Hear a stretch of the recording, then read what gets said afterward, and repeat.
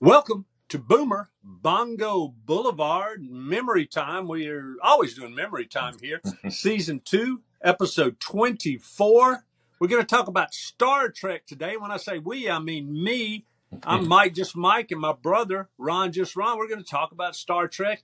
That's, an old memory that's worth revisiting, except you don't have to revisit too far back because Star Trek started 1966, the original series, and it's run right up to the present. There's new Star Trek things being produced every day. It seems like it never really stopped too much after the initial revving back up of the series, Ron, with Yeah, there's a new the show next. now on Paramount Plus. It's called Oh yeah, Strange New Worlds.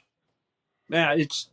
I lost count of the TV series, which Yeah, is crazy considering the original Star Trek got canceled after yeah, 3 years, yeah. and it took a big push to get that third year. And now you just Star Trek. Boy, what a franchise! I don't think there is a more successful television franchise than the Star Trek. Yeah, it couldn't be. Yeah, I What can't an, think of what one. an enterprise it is! Yeah. I'm proud of that one. So, Well, and I who figure does? what better way to start than like this? Space, the final frontier. It really. That's These are the voyages of the Starship Enterprise. Its 5-year mission to explore strange new worlds, to seek out new life and civilizations, to boldly go where no man has gone before. Did you know the theme song? That was the original name of the theme song, was "To Go Where No Man Has Gone." I did not know that. I It know that was, Alexander Courage wrote it. yeah. Let me. No, wait. It's called "Where No Man Has Gone Before." "Where No Man Has Gone Before" was the not the working title, but the title, and then of course now it's just known as the Star Trek theme. I don't even have a song of the week this time, Ron, because I figured that was enough. Yeah, We that's talked fun about to it. speak. It's memorable and it's perfect. Yeah, of course, Yeah, Hollywood, creative people that do television and movies, if there's one thing they're great at, it's theme songs. There's so many great theme songs, but Star Trek's got to be right up there. and they came up with another great one during the movies. The dun dun dun dun dun dun dun. Oh yeah, Dun, oh dun, dun, yeah, dun, dun, dun, dun, dun, dun, dun, yeah, dun. So everybody hears yeah. that and goes, Star Trek. Star Trek, sure. So they got two distinct You ones. know, the original Star Trek theme uh, was is eerie, but because the pace of it's pretty fast, it's done it. It's a reasonably paced song. Yeah, It's not frightening. A little. It's a little frightening. I guess it's like going into space. It's more exciting than it is frightening, but it's a little yeah. frightening. And of course, they had the Monster of the Week on the old original Star Trek series with William Shatner and Leonard Nimoy and Scotty. And But it was so I've got almost a always some kind of misunderstood something, or nobody was ever like, well, there was a few people that were kind of evil, but yeah, well, even the Klingons were just trying to get by. yeah, the old They were just kind Klingon. of savage. Like one I Hey, I could. always remember that I seemed like, I didn't watch it very much growing up, but it seemed like whenever I did watch it, I'd always see about the same 3 or 4 episodes. Yeah, yeah. Whenever I That's watched sort that, of. I'd go like, man, the Doomsday Machine again? Well, they're. Devil I in the don't even know. Dark again? What are there, about 60, 65 episodes in the original series? 79. Huh? 79. 70 79 what? episodes. 79 episodes. Okay, 79 episodes. So Mhm. not even 100. Usually they say it takes 100 for people to, back in the old days when they Yeah. did real syndication, for syndication to work. And hour-long shows didn't work well in syndication anyway. It was just too much of an investment. But Star Trek worked because I'm I don't know. In my case, we didn't even down in our old home state, we didn't even get to see Star Trek. It wasn't on. It Yeah. was on NBC, and for some reason they didn't show it. And They probably had something that they got higher local ratings or something. That used to happen every once in a while back in right, those right, days. But and funny thing, I was reading about that. about Star Trek, the reason it went into syndication, which was unusual because it didn't have 100 episodes, Right. it was the fact that it was considered a highbrow show because so many, uh, smart people liked it, people that Right. they wanted to impress, and Well, we liked it. people bought it. and they bought it in markets for because they thought it would be a unique counter program to like the news or something like that. Right. And apparently they were right. So Well, I remember somewhere in my 20s, Star Trek became available, the original series once again, which is what it's called now instead of just Star Trek, because there's so many Star Trek franchises. the original The series. original one now is called the Hmm. original series, Star Trek Yeah. the original series. But it became available, and I finally got to watch it. And I'd heard about it and read about it and seen little snippets of it from time to time and knew who was in it, knew the basic idea, and knew it had gotten Yeah. canceled, and saw the newspaper articles and magazine articles about it. But I finally got to watch it, and I pretty much watched it all the way through a couple of times when it Hmm. was coming on a local station. Yeah. And then about the time that ran out, it was time for the Next Generation, which to me is a superior show. The special effects are better. I think the Yeah. characters are better. Yeah.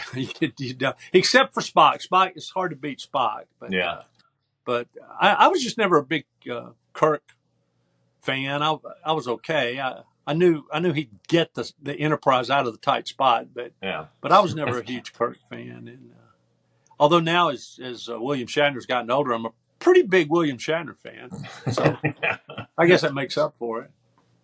Well, What I think that what worked so well with the original series was the dynamic between the three stars of the show. We had DeForest Kelly and William Shatner and Leonard Nimoy. They had such a rapport and such a chemistry. And they just worked. Those three they did. together. Yeah, the way they The played off each other just worked. Bones. Yeah. I'll ask you a trivia question about Bones. Where did he go to college? Where did he go to undergrad before he went to medical school? I don't remember. Ole Miss. No joke. Nice. They made a reference to it somewhere along the line, and I don't know how they settled on that. Usually, there's some Ole Miss person in the woodwork, and I'm guessing that's what it was. And Probably. but he was an Ole Miss grad, and then went to medical school somewhere, Johns Hopkins maybe, something like that. By the way, I'm not saying it incorrectly, folks. It's Johns Hopkins. That's not John Hopkins. So if you've been saying John Hopkins, trying to sound highbrow, you've been blowing it all these decades that you said John. It's John Johns Hopkins was a guy we used to go to church with years ago. Oh yeah, exactly. That's exactly John Hopkins. Johns Hopkins. But hey, Ron, the thing I'm looking at this it wasn't just a TV series. It turned into this is crazy. It turned into a TV franchise, and at the same time, it turned into a movie franchise. There were 13 Star Trek movies. Yeah. 6 with the original cast, or most of the original cast, Nimoy and Shatner, and the Scotty character, and all the folks that were involved, and then 4 with the Next Generation cast, and then 3 with actors that were recruited specifically for a third go around. They did not come from the TV series, but 13 movies, and there'll be another one. They'll come out with another Star Trek movie. Oh yeah, someone will go back and do it again. Oh, it's just inevitable. It's timeless, I mean. Well, it's just. I mean, what a franchise. Hey, it can't get basically it can't get out of stock because it's supposed to be the future, and it's way off in the future, and none of us are ever going to see those years, the 23rd century. Nobody's going to see the 23rd century. Sorry. I am. I'm Unless going to live heads forever. in a jar, No, I'm going to live forever. So, hey, the old joke. I'm going to live forever, and so far, so good. That's an old joke, Ron. Thanks for laughing, though. Something I've made a note of out here in the margin. So you got television, where it's still everywhere. Yeah. Streaming series, that are on now or about to go back on again. I know there's one in the works for next season, They and even did a Saturday morning cartoon that was highly regarded as well. Saturday morning. Well, Saturday morning cartoon was the first incarnation after the original series came out. Was Yeah, it a was the Saturday first morning reunion cartoon? because they had all the old voices. Yeah. Oh I yeah, remember they reading got about that Shatner. All Nimoy and them would like and Shatner talking about recording his parts like on airline flights and stuff yeah, into a tape recorder, sitting in his seat. sure. And then you had books and novels and comic books Mhm. and Ryan.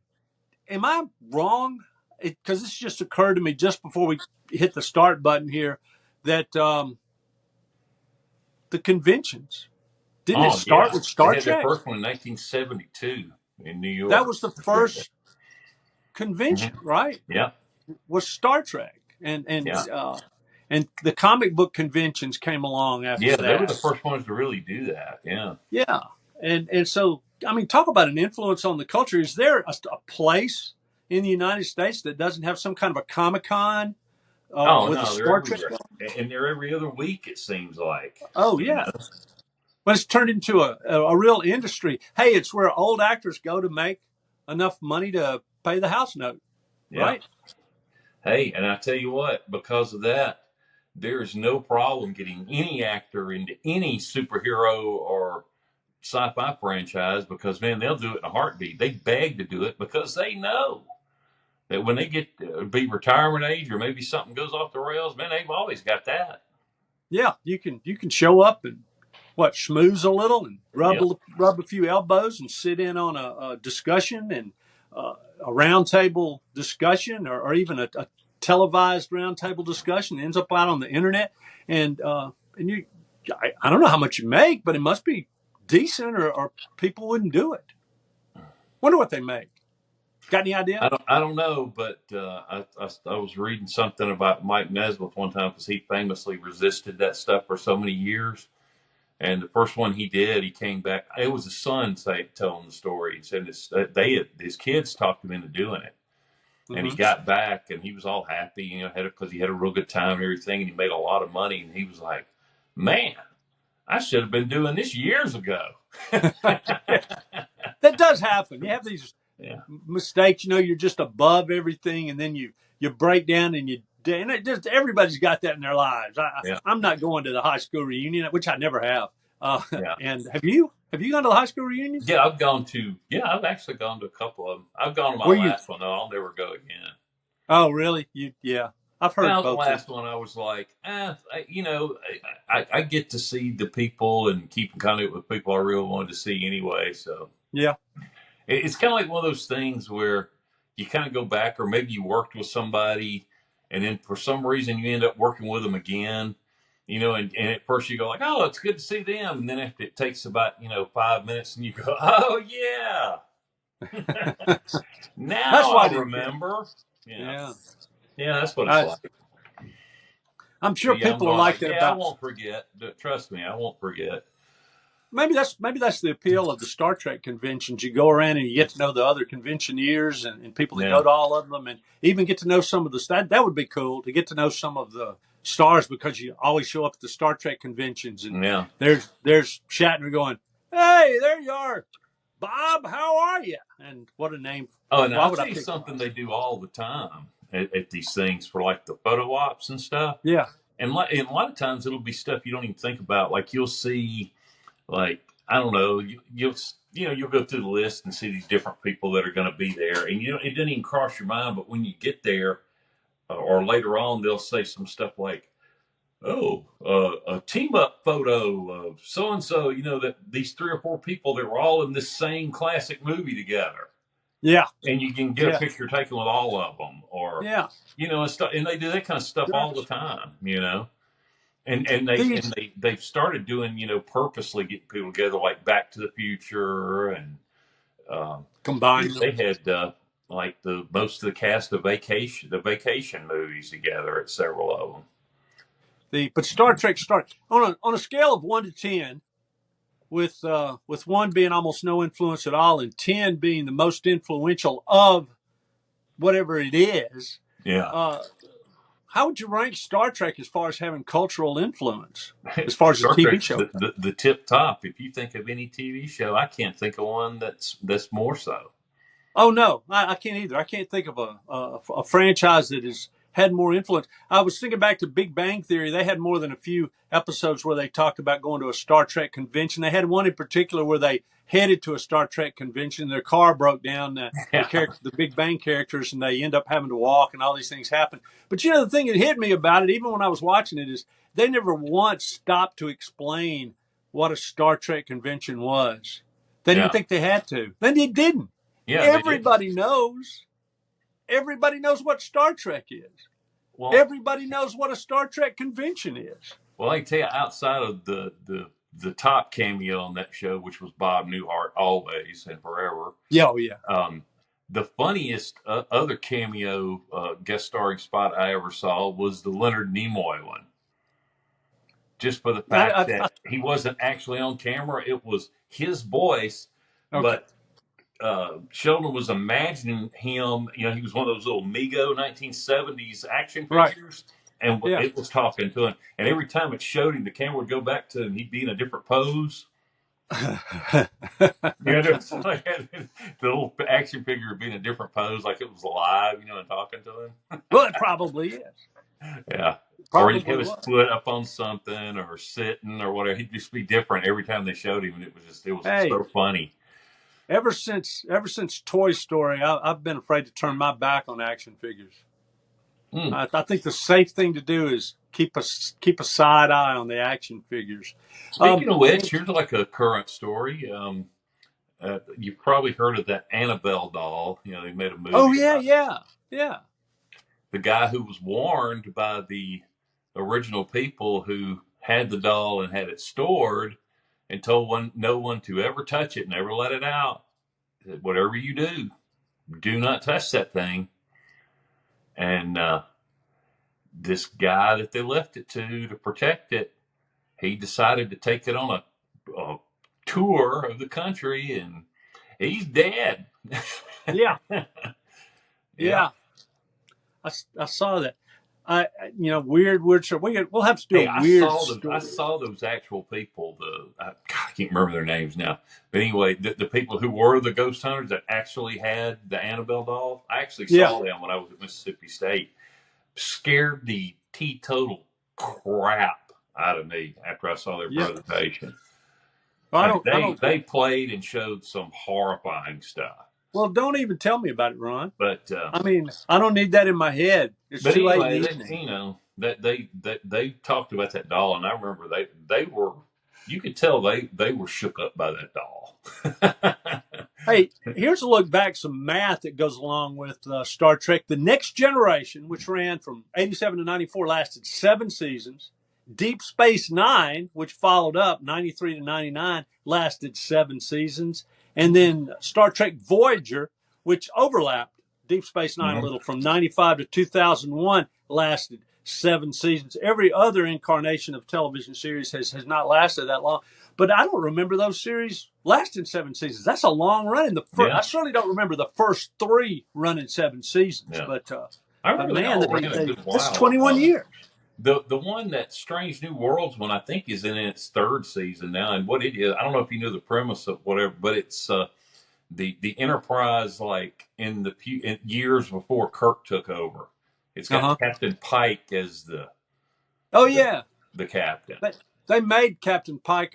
They made references to Captain Pike in the original Star Trek series. Yeah. So he's the captain, and they have Spock on there now. I think Spock showed up in season 2 or something. Okay. So they have a few people sprinkled in. They'll when they get ready to end it, they'll probably be when Pike, when Kirk takes over or something. That'll be like the end of it. Well, yeah, I got to say, I really, I've always enjoyed the Star Trek series. I'm not one of these people that's on the edge of my seat and watch every episode, but they're always worth watching. And weirdly enough, I enjoy those running I don't always run the sound through my stereo system from the TV, but when a Star Trek incarnation is on, I use the stereo system because it makes it that much. But they've always got great background sounds, Yeah. little beeps and boops and boops and whoop Yeah. whoops and all this kind of stuff going on. And I just thought of something too.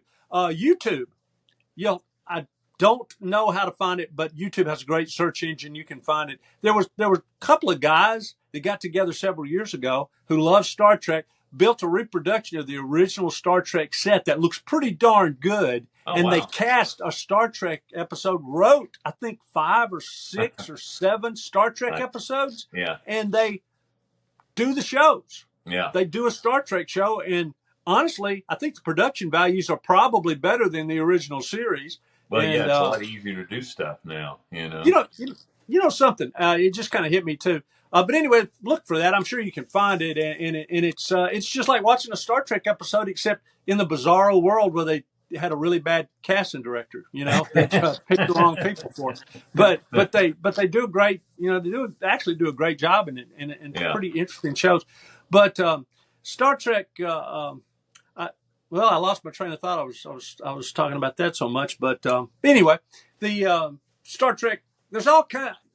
We could talk all night and still come up with some Star Trek incarnation that we hadn't thought of yet. There's so many out there, so much material, and Star Trek fans, they've got to be a happy bunch. They're always finding new things to watch. Yeah, it's not like being a fan of. Kate and Allie or something, and haven't had no new episodes for the last tons of fan fiction. No shortage of that. No, you can write your own and just add it in, and nobody really cares. Have you gotten to see the new Superman movie? Porn, there's a lot of stuff out there. Oh gosh, please! They got everything. Please. They got it all. Toys, one other thought. I've got the thought back that I had. The Star Trek's one of those series. The original Star Trek is one of those series that's famous for predicting the future. They always kind of throw that out when it's a futuristic show, a science fiction show. But they really hit it, even with the electric doors opening on their own, people walking through and the door opening and closing. Of course, every supermarket's got that now. Every people have it in their houses, I'm sure. Yeah. And they have the little communicators, which look so much like flip phones. Yeah. And but what kills you looking back at it is like they had all this technology and they could travel through space and warp drive and all, but it never occurred to anybody that, hey, it might be handy.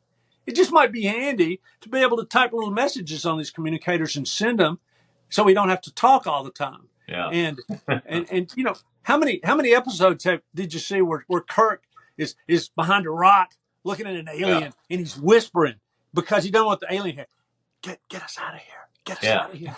They could have gone, boop, boop, boop, boop, boop. And it never occurred to the Star Trek geniuses to text. It took us modern day Americans to come up with texting. So we'll take credit for that. Well, I guess it was a little too close to, the time of telegrams and stuff. They thought, it'll seem too much like a telegram. Nobody will do that. Yeah. They didn't even do Morse code on it. Boop, boop, boop, boop, boop, boop. Nothing Nobody like would that. ever prefer reading something to actually speaking. I guess. They didn't even have earphones, though. They didn't even have earphone jacks. They didn't have, nothing like that. They were just, I can't hear you. Hang on. It's too loud in here. All that kind of stuff. And I still don't know how they hear on that. I don't know if they have earphones or what on the Next Generation, because they hit that little thing all the time. Yeah. Maybe they've got, we'll imagine they've got a little hidden, like a hearing aid up in their ear. And they can, boop, just put it on your chest. Boop, boop.